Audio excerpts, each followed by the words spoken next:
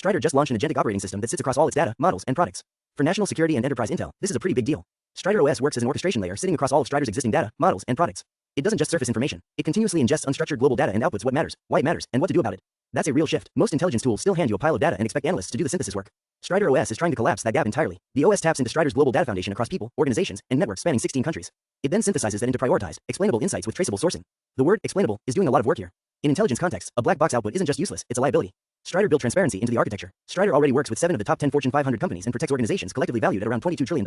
Their core threat: state-sponsored IP theft, targeted talent acquisition, and third-party infiltration. Strider OS is what happens when you take that existing intelligence advantage and wire it directly into a real-time decision layer. The scale they're operating at makes the rollout worth watching. Founded in 2019 by twin brothers Greg and Eric Levesque, Strider crossed $110 million in total venture funding after a $55 million Series C in September 2024. Backed by Pelion Venture Partners, AXA Venture Partners, and Valor Equity Partners. The OS launch isn't a pivot, it's the natural endpoint of what they've been building. CEO Greg Levesque testified before the U.S. China Economic and Security Review Commission. This company is plugged into the highest levels of national security thinking.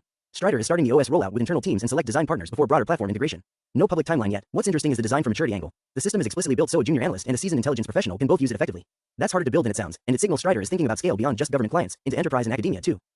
And for everything Agentic AI and MCP, make sure to follow